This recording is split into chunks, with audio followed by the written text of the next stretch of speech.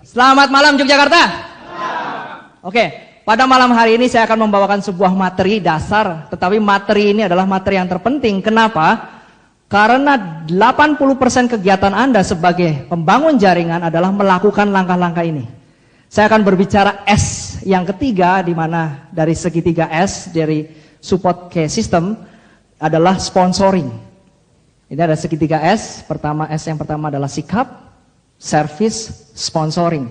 Dan yang paling penting, walaupun Anda menjalankan tiga ini, kalau Anda tidak menjalankan membimbing, Anda tidak akan mempunyai bisnis yang besar. Kenapa? Karena Anda one man show. Kenapa? Karena semuanya hanya Anda, tidak ada diduplikasi. Nanti akan dijelaskan luar biasa sekali oleh Pak Santoso dan sikap dijelaskan oleh Pak Hendri. Oke, sekarang saya akan berbicara tentang sponsoring. Ini adalah perputaran sistem yang akan bekerja di dalam jaringan Anda. Segitiga S, sponsoring. Ada 5 hal dalam segitiga S yang sponsoring ini. Yang pertama adalah membuat daftar nama dan prospecting. Kemudian yang kedua adalah mengundang atau membuat janji. Yang ketiga adalah presentasi. Yang keempat adalah follow up. Yang kelima adalah konsultasi. Membahas, mengupas satu persatu topik poin ini itu bisa 1 jam masing-masing. Kali ini kita akan bicarakan poin-poin pentingnya, tetapi nanti ada kaset khusus yang akan berbicara tentang membuat daftar nama, ada kaset khusus yang berbicara tentang bagaimana follow up, ada kaset khusus yang akan berbicara tentang konsultasi. Tetapi kali ini kita bicara semuanya. Yang penting Anda tahu dasarnya. Jadi yang pertama adalah membuat daftar nama. Apa itu pentingnya daftar nama? Yang pertama adalah menggali potensi yang berharga bagi calon mitra kerja Anda. Banyak orang yang pada saat bergabung dia bilang, waduh, kayaknya saya nggak bisa deh. Kenapa? Karena dia nggak punya daftar nama. Dia belum melihat potensi di dalam dirinya. Sebenarnya di bisnis ini mudah. Apa keberatan Anda di bisnis ini? Apa keraguan-raguan Anda untuk bergabung di dalam Keling ini? Misalnya, saya nggak bisa ngomong Pak. Gampang, sponsori aja orang yang pintar ngomong. Saya nggak punya teman Pak. Saya baru tadi sore pindah dari Irian. Teman saya nggak ada, cuman 1 aja tadi. Sponsori orang yang punya banyak teman di Yogyakarta ini. Apa kelemahan Anda? Apa keraguan-raguan Anda? Kira-kira apa yang Anda sering temuin di lapangan? Orang sering ragu, jalankan bisnis ini. Susah jualnya, sponsori orang yang pintar jual. Sponsori kelemahan Anda. Maka jaringan Anda akan kuat. Ada loh yang pintar jual sampai rumahnya aja udah dijual. Mobilnya udah dijual, pinter jual ya. Nah, setiap orang kalau misalnya diberi waktu 10-15 menit, rata-rata bisa menuliskan 50-60 daftar nama kalau kita bantu. Dan kalau kita membuat daftar nama, kita akan mengatur strategi pendekatan secara sistematis. Jadi ibaratnya kita jenderal, daftar nama itu peta kita. Kita mau kemana nih? Misalnya, saya mau presentasi di Kaliurang. Oke, saya nggak mau buang waktu, work smart, kita bekerja pintar, saya akan undang orang-orang yang rumahnya dekat Kaliurang. Kalau kita punya daftar nama, kita bisa kasih tanda. Jadi kita bisa buat planning. Itulah daftar nama. Nah, yang paling penting dalam daftar nama adalah ditulis. Siapa di antara Bapak dan Ibu yang hadir di sini yang menuliskan daftar nama? Wow, luar biasa ya. Tepuk tangan untuk Bapak dan Ibu.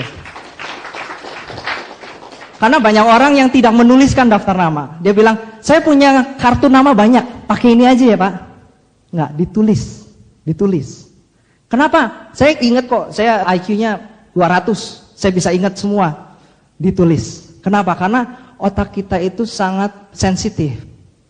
Dia kaget sedikit lupa, stres sedikit lupa. Ya, kita harus tuliskan. Jadi aturan yang pertama dalam membuat daftar nama adalah tuliskan daftar nama Anda. Kemudian aturan yang kedua dalam membuat daftar nama adalah tuliskan semua orang yang Anda kenal. Nah, pertanyaan saya kepada Bapak dan Ibu yang tadi membuat daftar nama, kira-kira sudah tuliskan semua orang yang Anda kenal? Kenapa? Pilih-pilih.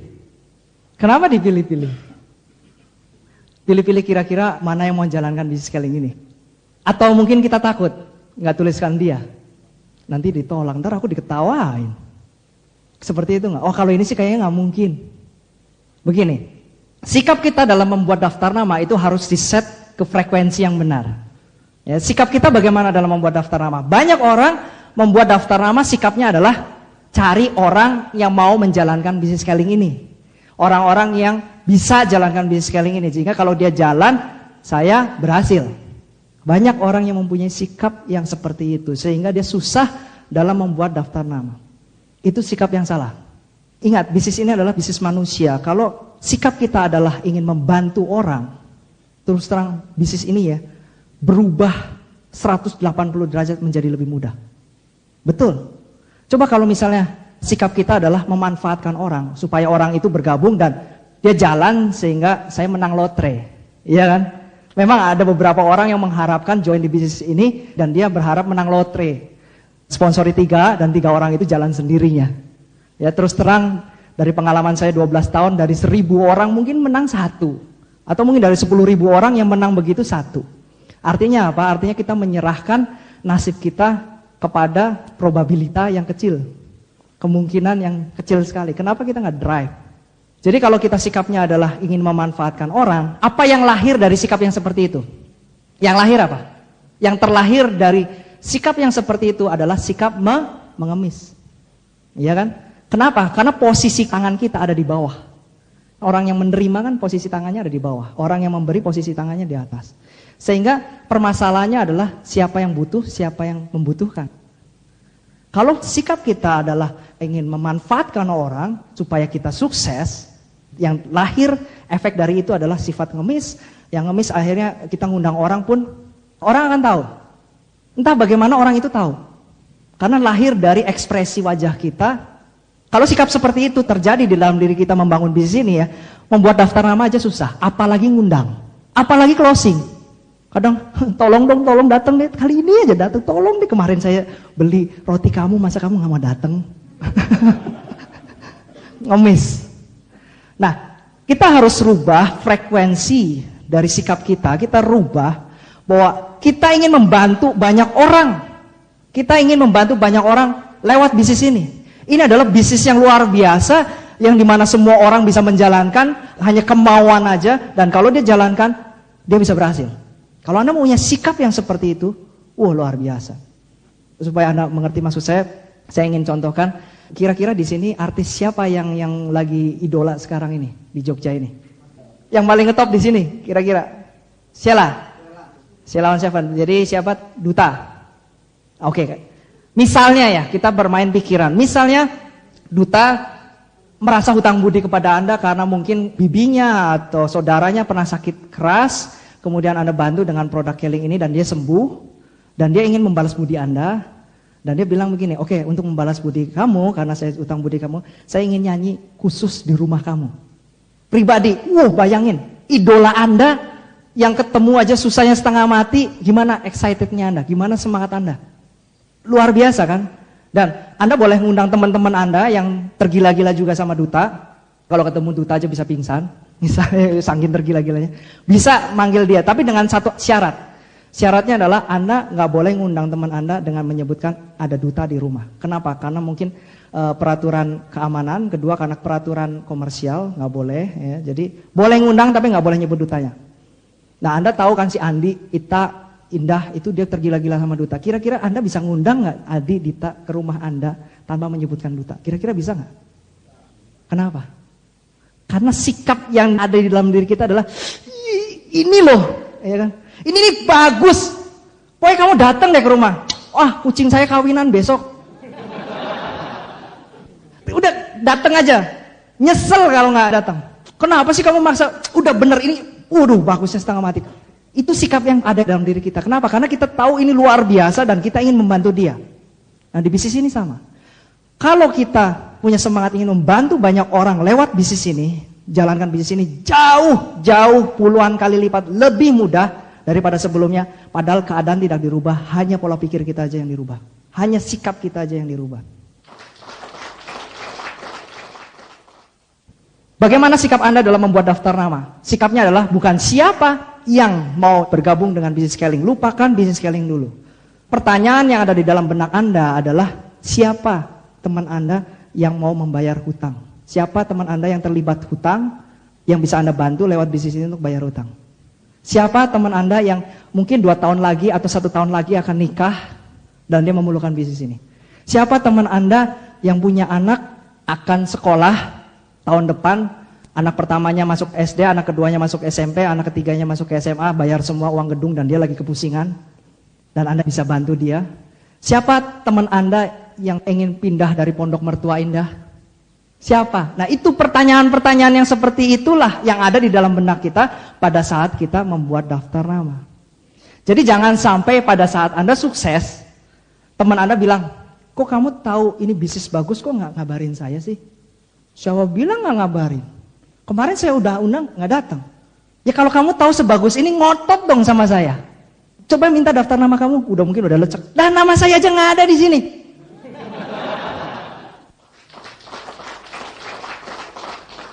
Mereka tidak tahu hebatnya bisnis ini. Anda tahu. Jadi kalau mereka menolak, itu wajar karena mereka tidak tahu. Anda yang tahu. Makanya kalau misalnya ada orang menolak ya, mereka tidak tahu apa yang dia tolak.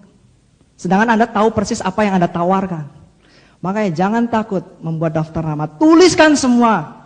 Jangan sampai ada orang yang klaim kepada Anda, kenapa Anda nggak bagi-bagi, Anda tahu rezeki, ada cara yang bagus, Anda nggak kabarin dia. Sudah kabarin tetapi kenapa nggak ngotot? Tahu gitu ngotot dong. Oke, membuat daftar nama. Dalam membuat daftar nama tuliskan ya, jangan milih-milih. Nah, teknik dalam sponsoring dalam membuat daftar nama itu adalah menggunakan teknik jaring. Jangan Anda pilih-pilih karena Anda tidak akan pernah tahu siapa yang akan menjadi grup terbesar di dalam jaringan Anda. Bisa saja yang Anda kenal adalah seorang satpam yang kalau kerja walaupun dia kerja malam tapi tidur terus. Oh, orang kayak gini mana bisa sukses, Pak? Siapa tahu, Anda nggak pernah tahu bahwa dia kenal seorang satpam lagi dan satpamnya ini kenal seorang satpam lagi yang bekerja pada menteri yang dekat sama pembantu, pembantunya dekat sama anaknya, nyponsori anaknya, anaknya nyponsori ibunya. Anda punya downline seorang istrinya menteri. Anda nggak akan pernah tahu. Makanya jangan pilih-pilih. Kalau misalnya Anda baru membangun bisnis ini, gunakan strategi menjaring, mencari ikannya menggunakan jaring, bukan menggunakan pancing. Memang kalau menggunakan pancing kita akan mendapatkan ikan yang lebih bagus mutunya, tetapi satu-satu, lama. Kalau jaring kita tarik jaring semua, semuanya angkut. Ya. Ada orang yang join cuma karena sungkan sama kita, mungkin awalnya seperti itu, tapi dia nyponsori orang, hidupnya berubah dan dia akan maju di depan ribuan orang mengatakan terima kasih. Makanya saya paling suka Recognition Day. Di situ Anda akan melihat orang-orang sukses ke depan, Anda lihat waktu orang sukses ini masih menjadi prospek, dia sama negatifnya sama prospek Anda. Tetapi dia akan maju ke depan bilang, terima kasih. Kalau enggak saya tidak akan bisa seperti ini. Kalau tidak saya masih terbelenggu dengan hutang. Kalau tidak saya masih memikirkan cara-cara yang aneh-aneh untuk membayar hutang. Dialah pahlawan saya. Jadi nggak usah sungkan. Kenapa? Karena Anda membantu orang. Ingat sekali lagi, tangan Anda posisinya adalah di atas. Anda yang memberi, bukan yang menerima. Anda yang memberi peluang. Bisa saja kan downline Anda penghasilannya lebih besar dari Anda kan? Bisa. Jadi bisnis ini bukan piramid. Dia lebih garang dari Anda. Presentasinya 50 kali sebulan. Dia lebih sukses. Tapi apa? Apa yang Anda bisa dapatkan di sini? Rasa yang tidak bisa dibeli dimanapun ya kan? Rasa kebahagiaan. Cara membantu membuat daftar nama. Pada saat kita follow up dan ada orang yang bergabung menjadi distributor aktif, Anda anjurkan dia untuk membeli paket fondasi atau foundation pack. Di situ ada 4 kaset yang bercerita tentang Kelling is the best, kemudian bagaimana sikap, bagaimana service, bagaimana sponsoring, dan bagaimana membimbing. Dan di situ ada bukunya, workbook namanya, buku kerja, bukan buku panduan, buku kerja. Kalau buku panduan itu hanya untuk bacaan, tapi buku kerja untuk ditulis. Dan di situ Bapak dan Ibu memfollow up dia untuk membantu dia membuat daftar nama. Di situ sebenarnya banyak, nggak cuma membuat daftar nama saja, tapi di situ akan ada bagaimana menggali impian. Misalnya nggak ada buku itu, kita tanya, Pak, kira-kira apa keinginan Bapak? Nanti bilang, lu kurang ajar. Tapi kalau kita punya buku, Pak, mari kita isi buku ini. Kata buku ini ya Pak, apa prioritas hidup Bapak? Kalau Bapak join bisnis ini 3 bulan lagi, penghasilan berapa yang Bapak inginkan? Di situ Anda enak driving orang bagaimana membangun impian itu mudah karena ada di buku itu. Dan salah satu di dalam buku itu adalah bagaimana membuat daftar nama. Nah, bagaimana cara membantu downline kita menuliskan daftar nama. Terus terang daftar nama itu kita harus bantu duduk bersama dia untuk membuat daftar nama. Banyak orang, buat daftar nama ya, kemudian kita tinggal, kasih PR. Banyak orang yang tidak membuat daftar nama. Kita harus bantu, tuliskan. Dan kita bantu di situ, nanti ada buku panduannya, coba tuliskan keluarga Anda, nanti dia tuliskan. Jadi kita yang bimbing. Coba tuliskan dokter Anda, dokter gigi Anda, orang yang hadir ke pesta pernikahan Anda, guru dari anak Anda. Jadi itu kita bimbing. Cuman ada kata kunci, ada the magic word bagaimana orang mau membuat daftar nama. The magic wordnya adalah gini. Bu, kata orang ya, ini hasil penelitian. Orang yang normalnya ditekankan. Kalau orang yang normal, Bu ya, normal. Kalau dikasih waktu 10-15 menit, itu bisa menulis daftar nama, Bu. Ayo kita tulis. Biasanya dia orang mau disebut normal kan? Ayo tulis. Andi Ita, pernah saya membantu daftar nama? Oke, nanti habis itu milah. Ini Andi ini siapa? Ya nama. Ita, nama. Jadi nggak ada kenal, nggak ada nama. Bukan itu, Bu, maksudnya. Nama orang yang dikenal, bukan nama orang, tapi nama orang yang kita kenal. Kita kasih waktu. Nah, suatu saat Bapak dan Ibu akan menemukan orang yang, ayo Pak, membuat daftar nama. Ayo buat daftar nama Pak. Orang yang normal loh Pak. Kata Pak Joko, magic wordnya orang normal. Saya udah sebutin 5 kali, dia masih Ayo Pak, buat daftar nama. Gimana caranya? Kita ambil buku itu, ya. Oke, saya akan bantu Pak membuat daftar nama. Kemudian kita nunduk. Coba Pak, tuliskan nama keluarga. Kita nunduk, serius mau nulis buku itu, nunduk. Dan kalau dia belum nyebut nama, kita nunduk, diem aja. Nanti lama-lama, Andi, oke Andi Pak, bagus. Siapa lagi Pak? Kita semangat. Ita, oke. Siapa lagi Pak? Pelan-pelan. Terus siapa lagi Pak? Ruflam. Siapa Pak? Ruflam. Siapa? Tolong Pak, tuliskan. Gitu caranya. Nanti dia mulai nulis. Akhirnya ada yang seperti itu. Anda akan ketemu diesel, mesin diesel yang lama, susah di starternya. Itu caranya, membuat daftar nama. Jangan pernah menunda membuat daftar nama. Kenapa? Karena orang yang baru itu biasanya masih kurang percaya diri. Tetapi kalau kita bantu dia membuat daftar nama dan dia melihat, banyak ya. Kita bisa bilang, Pak, bayangkan Pak, dalam waktu 10 menit aja Bapak bisa nulis 50 Pak. Dan kabar gembiranya adalah, Bapak nggak dibatasi waktunya. Jadi bisa kapan aja, misalnya Bapak lagi nonton TV, ada peran yang namanya Amrin. Oh, Bapak ingat, oh ya teman SD saya Amrin. Boleh ditambah lagi. Misalnya lagi buka buku kuning, ada yang namanya Prantan. Oh iya, tulis teman SMA saya. Tulis. Bayangkan Pak, kalau misalnya 50 orang ini diberi waktu juga 10-15 menit, dia akan bisa menuliskan 50 lagi. Ada 2.500 nama Pak. Nah di sini 50 nama kita cuma cari 3 orang aja yang mau jalankan bisnis ini, Bapak sudah bisa mewujudkan impian Bapak dan Ibu. Dia akan melihat potensi dirinya. Yang paling penting apa? Dia mulai percaya diri setelah dia melihat daftar namanya. Jadi daftar nama itu penting. Itu alat untuk memotivasi dia juga. Jadi bukan hanya teknis saja. Dan setelah membuat daftar nama, kita pilah daftar nama itu. Mana yang F? Nanti di dalam workbook itu ada kolom F, kolom A, kolom M. F itu friendly. Friendly adalah orang yang ramah. Orang yang baru ketemu 5 menit rasanya udah kenal 5 tahun. Ada? Pernah ketemu orang yang seperti itu? Kalau nggak ada orang itu dunia serasa sepi. Kasih penilaian. Penilaian 5-10. Terus ambisius itu orang yang semangat kerjanya tinggi, etika kerjanya tinggi. Dan biasanya orang-orang ini orang-orang yang sudah sukses. Mungkin dia manajer, direktur, nggak masalah. Kalau Anda bisa membantu dia, misalnya dia waktunya sangat singkat sama istrinya, Anda bisa bantu dia. Dengan bisnis ini dia bisa punya banyak waktu. Yang mobilitas tinggi apa? Dia sibuk, kadang di Jakarta, kadang di mana, sehingga waduh ini kenalannya seluruh Indonesia. Kasih penilaian 5-10 di kolom itu. Kemudian ada teknik yang kedua, prospecting. Apa itu prospecting? Prospecting adalah teknik memindahkan buku. Kan di dunia ini ada 2 buku nih. Pertama buku-buku yang berisi daftar nama orang-orang yang Anda tidak kenal. Kemudian buku yang satunya adalah berisi daftar nama orang-orang yang Anda kenal. Kira-kira tebel yang mana? Yang tidak Anda kenal. Teknik prospecting adalah memindahkan buku orang-orang yang tidak Anda kenal menjadi orang yang Anda kenal.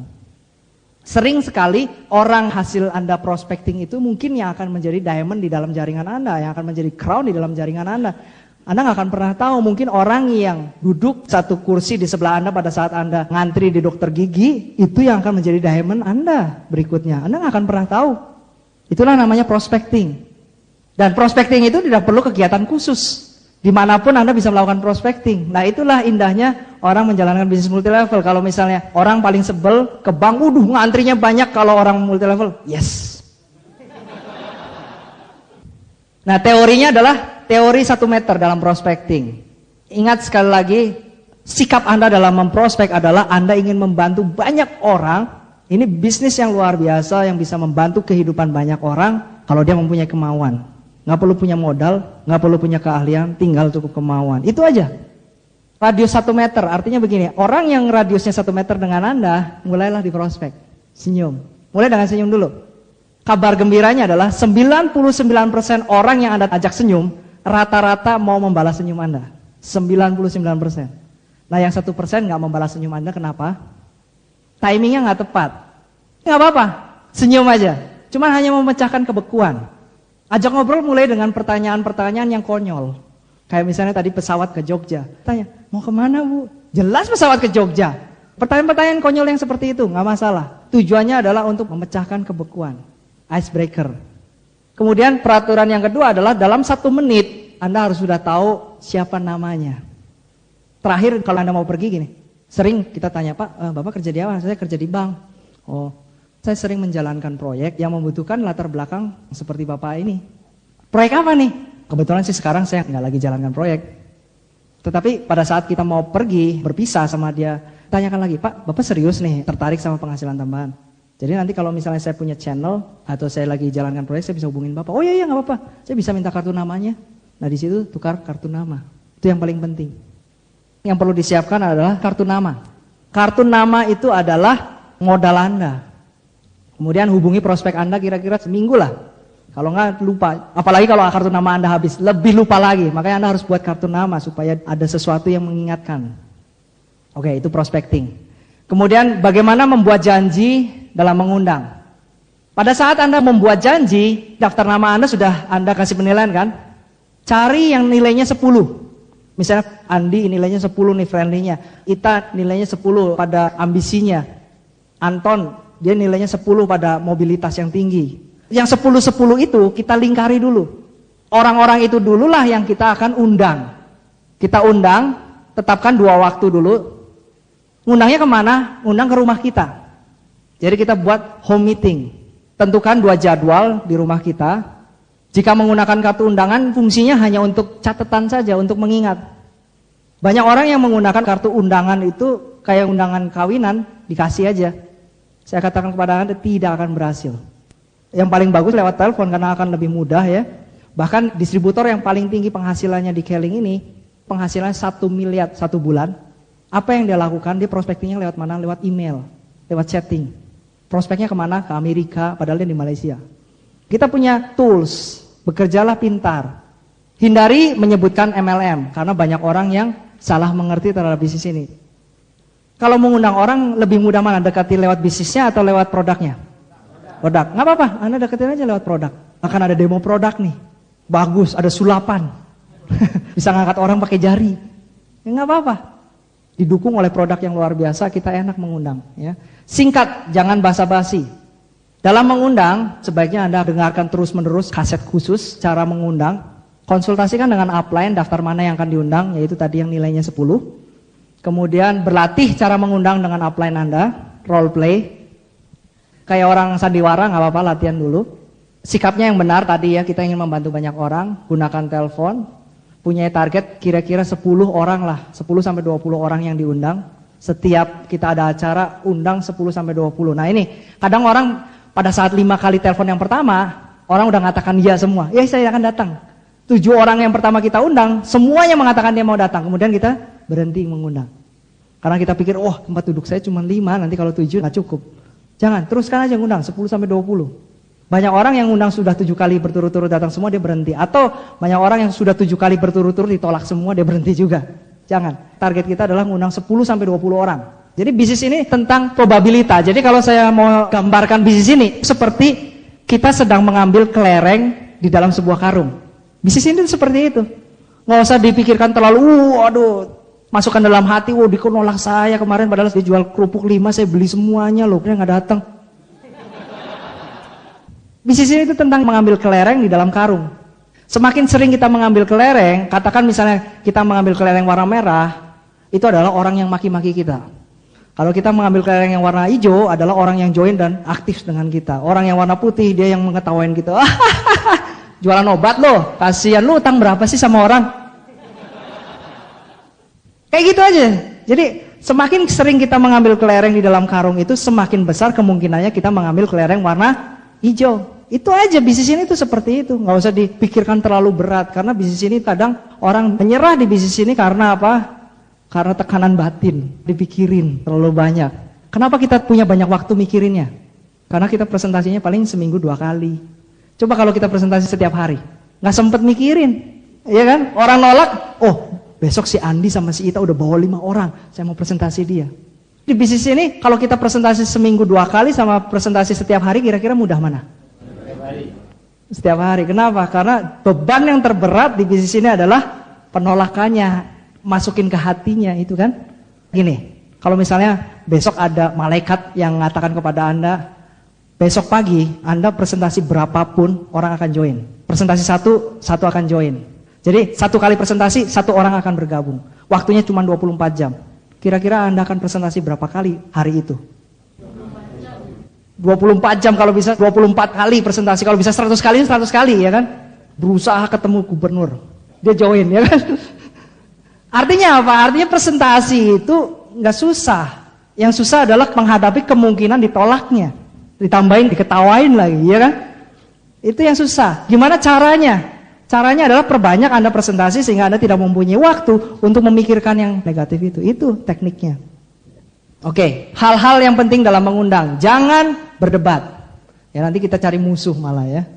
Jangan memperlihatkan kecewaan Anda kalau mereka nggak bisa datang. Kalau Anda kecewa, wah untung aku nggak datang, ini pasti mau dimintain sumbangan atau segala macam, ya kan? Anda yang butuh, balik lagi ngemis tadi kalau Anda kecewa. Jangan, Anda membantu orang.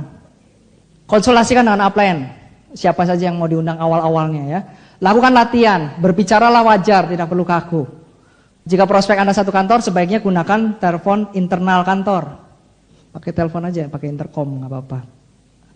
Gunakan hal yang menarik bagi prospek Anda. Ya kira-kira prospek Anda tuh tertariknya apa? Misalnya bayar utang, kira-kira kamu tertarik nggak kalau saya punya cara untuk biar kamu bisa bayar utang? Gimana caranya? Datang aja besok di rumah saya. Gitu caranya ya. Tekan hot buttonnya. Ciptakan bahwa pembicaraan ini adalah bisnis.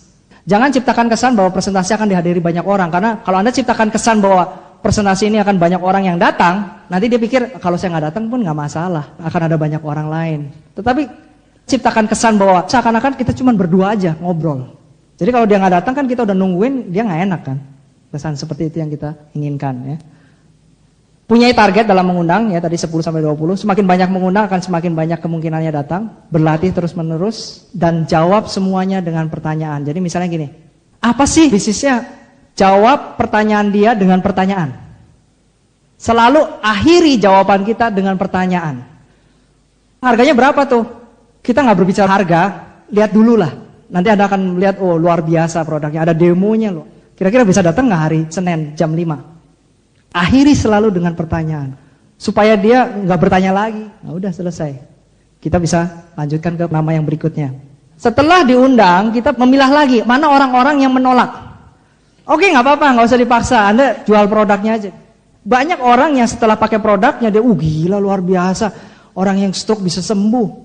Dia akhirnya bergabung, banyak. Atau orang yang diundang janji mau datang, diundang lagi janji mau datang sampai 3 kali dia mau datang tapi nggak datang, dipilah dikasih tanda, deketi dia dengan produk. Jadi langsung produknya aja. Calon-calon pelanggan Anda adalah orang-orang yang menolak undangan Anda dan orang-orang yang tidak datang walaupun dia janji datang sampai 3 kali dan orang-orang yang setelah dipresentasi menolak itu adalah calon pelanggan Anda semua. Cari pelanggan di sini adalah kegiatannya satu, bukan kegiatan terpisah. Banyak orang yang tanya ke saya, mana duluan sponsori atau cari pelanggan? Sebenarnya itu kegiatan yang sama. Nah, bagaimana menyiapkan home meeting di rumah Anda? Presentasi itu selalu bagusnya Anda buat di rumah Anda. Nah, bagaimana mempersiapkannya? Pertama, penataan kursi ruang tamu itu sewajarnya aja, nggak perlu disusun, sewajarnya aja. Ya kalau memang ruang tamu kita muatnya 5, ya nggak apa-apa 5 walaupun kita ngundangnya 8. Kita siapkan kursi cadangan di belakang, tapi nggak usah ditaruh dulu. Kenapa? Karena nanti kalau yang datang cuma 2, dan dia ngeliat kursi-kursi kosong yang lainnya, dia merasa terjebak ya kan. Kita doang 2 orang yang ketipu. Normal aja. Nanti kalau kurang baru tambah. Jangan gabungan dengan acara lain, arisan lah, ulang tahun lah, nggak akan efektif. Kenapa? Karena otak orang itu waktu datang ke arisan bukan untuk bisnis. Jadi frekuensinya lain. Tapi kalau kita ngomong, wah ada demo produk kesehatan atau dia udah siap, ada bisnisnya udah siap mentalnya. Hilangkan gangguan selama presentasi, matikan televisi, cabut telepon supaya nggak bunyi, handphone diketarkan. Misalnya ada binatang piaraan, disingkirkan. Anak kecil singkirkan, bukan begitu ya. Anak kecil mungkin ditaruh di ruangan yang bukan di dekat ruang tamu. Berpakaianlah rapi, edifikasi upline Anda yang akan melakukan presentasi. Kenapa? Karena upline Anda yang akan berbicara di depan, dia harus mempunyai power.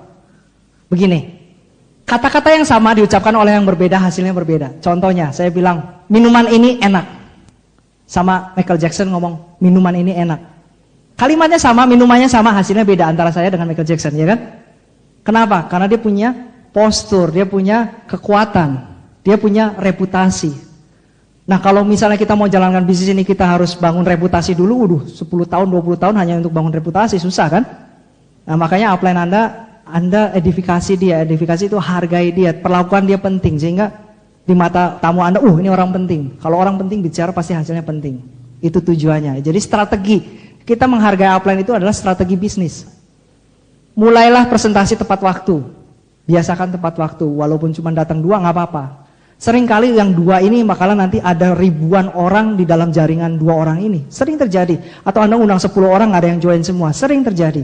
Jadi jangan berkecil hati walaupun yang datang 2. Kita nggak akan pernah tahu. Selama presentasi belum selesai, jangan sediakan kue atau makanan atau minuman atau brosur dan sebagainya. Kenapa? Karena itu akan memecahkan perhatian. Menjadi tuan rumah yang baik. Buka presentasi. Anda yang mengenalkan upline Anda. Ini ada teman saya, ini luar biasa sekali. Dia mau membagikan sebuah informasi kesehatan. Kemudian tutup juga presentasi. Selama presentasi berjalan, Anda lebih baik duduk di situ mencatat. Jangan di belakang sibuk buat minuman, sibuk buat ini, sibuk buat itu. Jangan. Ya biarkan itu dilakukan sebelumnya. Atau ada orang yang mau membantu Anda. Tapi Anda duduk di situ mencatat. Itu penting sekali. Tamu Anda akan melihat Anda dan dia akan meniru Anda. Kemudian orang-orang yang sudah dipresentasi itu dilakukan follow up, tindak lanjut. Tahap pertama dalam melakukan follow up adalah menjawab keberatan-keberatan. Produknya mahal, tidak punya uang. Saya nggak pinter bicara. Saya pikir-pikir dulu ya. Saya tanya dulu kepada suami saya. Atau saya sudah banyak join ke perusahaan multilevel tapi nggak ada yang jalan, bohong itu. Kasihan deh kamu, ketipu. Saya sama kayak kamu dulu, semangat sekali. Mobil saya hilang 2 karena multi level. Kasihan, jangan. Atau saya udah punya waktu jalankan bisnis ini. Anda harus tahu ada kiat dalam follow up. Sebenarnya kiat ini luar biasa sekali ya. Dalam follow up adalah Anda harus mengupas bawang. Ada teknik mengupas bawang. Banyak orang memberikan alasan yang bukan alasan yang sebenarnya menolak Anda. Banyak. Dia bilang nggak punya uang. Kira-kira itu alasan yang benar atau enggak? Ya bohong kalau orang mengatakan tidak punya uang. Pesan yang disampaikan orang itu mengatakan tidak punya uang, sebenarnya pesannya begini. Saya tidak tahu apakah ini cukup berharga atau tidak untuk saya mengeluarkan uang. Itulah sebabnya orang itu mengatakan saya nggak punya uang. Kalau nggak percaya tes gini. Pak, saya punya Rolex, ini harganya 40 juta, saya butuh uang. Saya akan jual 1 juta aja, ini Rolex asli. Bapak punya uang nggak? Kira-kira dia punya uang nggak? Punya.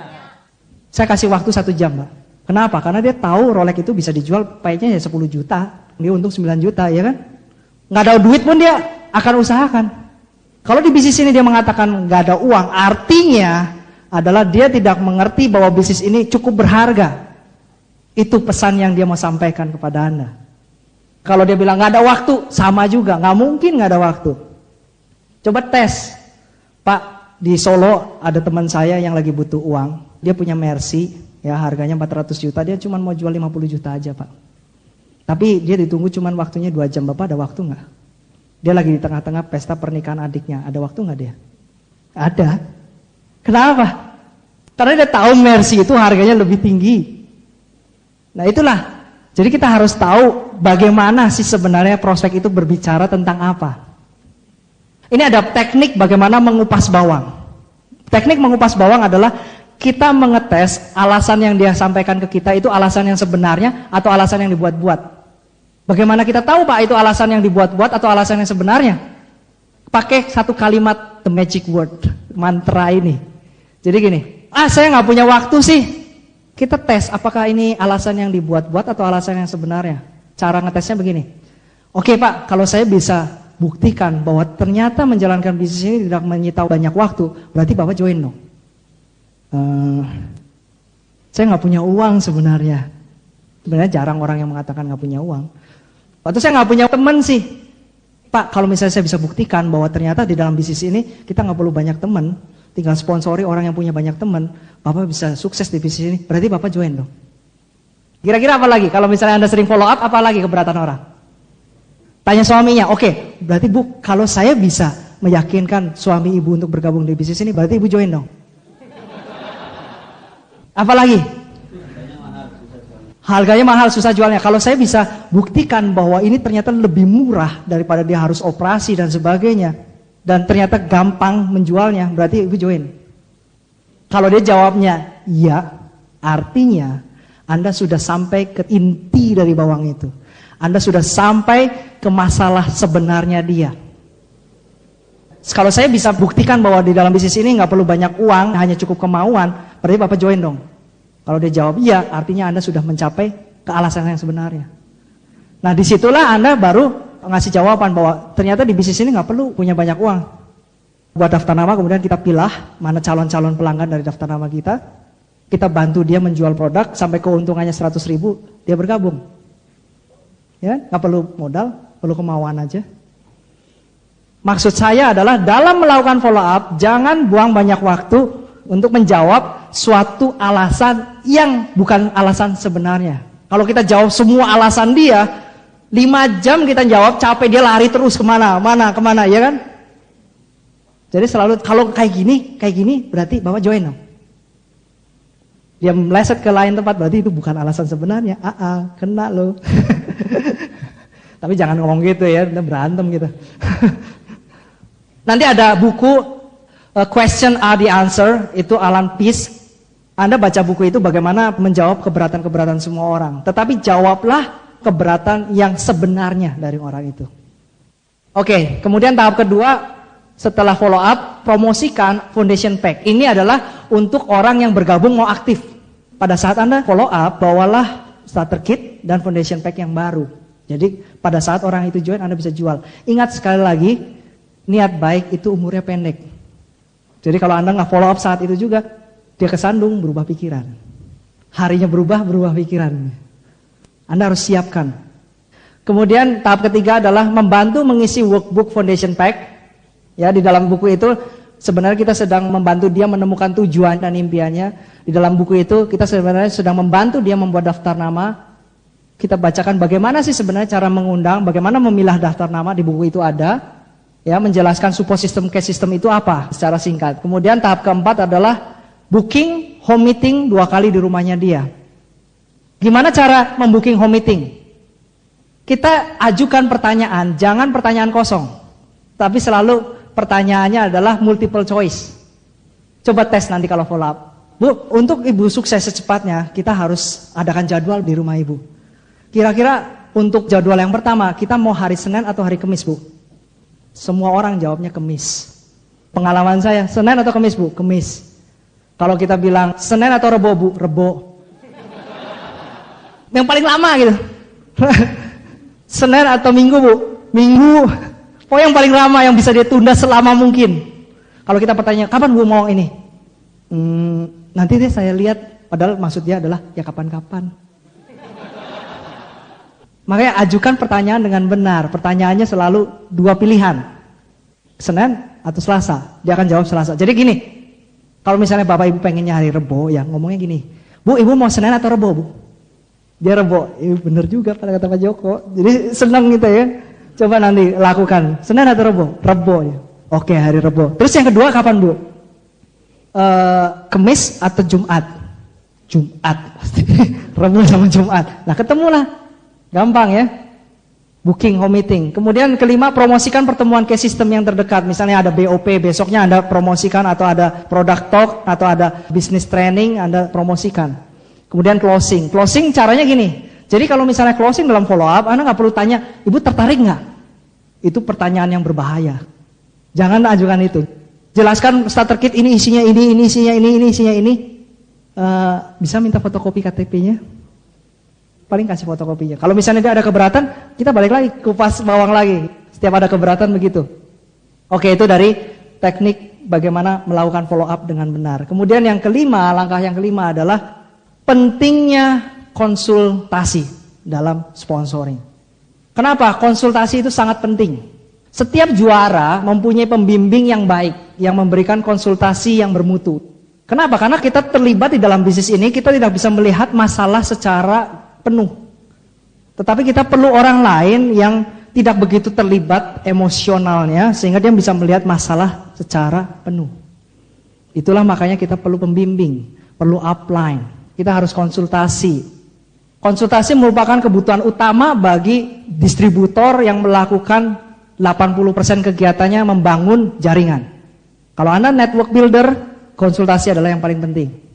Nah, konsultasi itu juga menentukan kaki mana Anda bekerja. Jadi gini, misalnya Anda kan di sini cukup membangun 3 kaki yang kuat.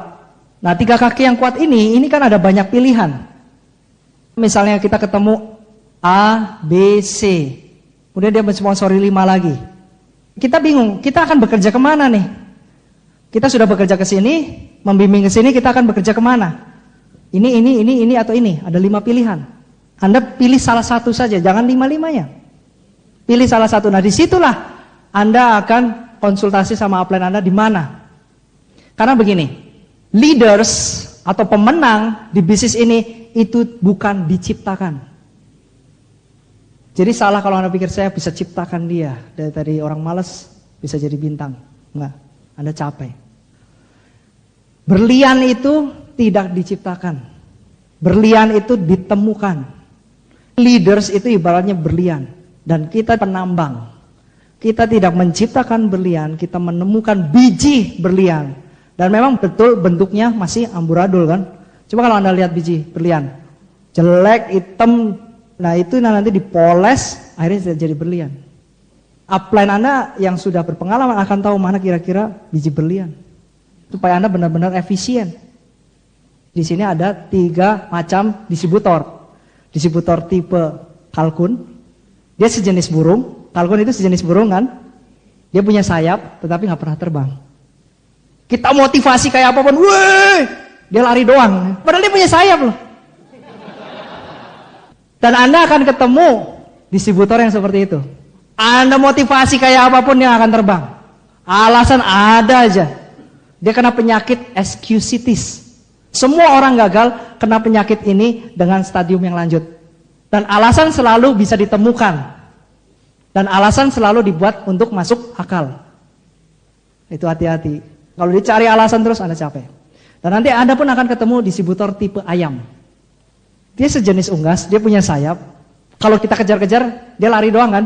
Kalau kepepet, terbang dia. Tapi nggak lama turun lagi. Anda akan menemukan distributor seperti ini. Itu juga capek. Datang ke pertemuan, yes, pasti jalan. Setelah 2 hari 3 hari, susah. Turun lagi. Itu distributor tipe ayam. Tapi ada satu lagi distributor tipe elang atau tipe camar.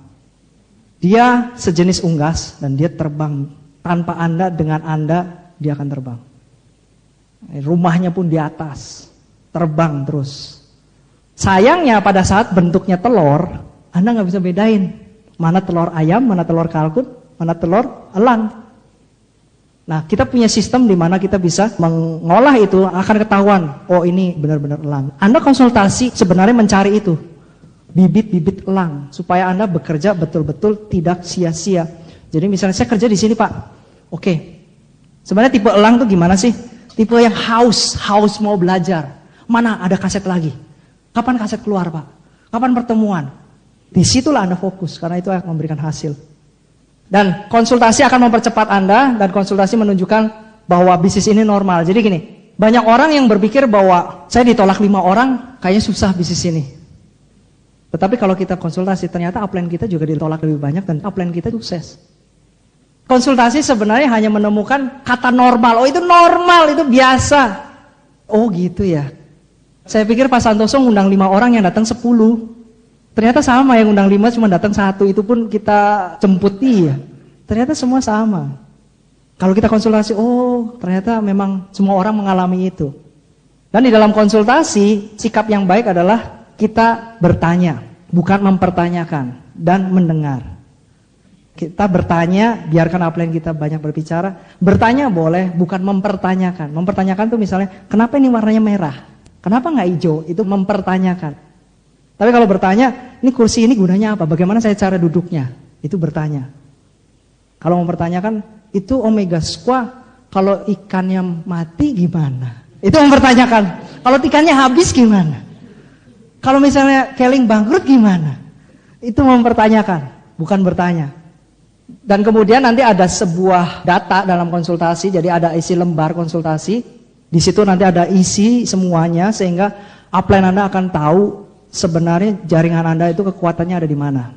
Nanti ada lembar konsultasi, Anda isi goals-nya, jangka pendek, jangka panjang, jangka menengah. Kemudian grup Anda bagaimana, berapa banyak yang melakukan presentasi, berapa banyak yang datang ke pertemuan, berapa banyak partner sejati di dalam grup Anda, seperti itu. Jadi upline Anda dalam konsultasi bukan melihat omset Anda. Bisa aja omset Anda besar, tetapi karena proyek. Misalnya ada perusahaan yang beli Explo Control 200 di jaringan Anda, boom. Bagus, tetapi itu nggak lama. Bukan itu kekuatan bisnis Anda. Kekuatan bisnis Anda adalah jaringan. Nanti ada vital sign. Vital sign adalah tanda penting. Sama seperti kita, kelihatannya sehat, tetapi setelah cek darahnya ternyata gula darahnya tinggi, hemoglobinnya kurang, SGOT, SPGPT-nya naik, ya seperti itu. Nanti kalau Anda melakukan konsultasi, itu ada data-data penting yang diisi di mana upline Anda akan tahu. Oke, itu semua sponsoring, membuat daftar nama dan prospecting, mengundang, presentasi, follow up, dan konsultasi. Lakukan 5 dasar ini, dan semua kegiatan ini 80% Anda lakukan sebagai pembangun jaringan. Sukses untuk Anda, selamat malam.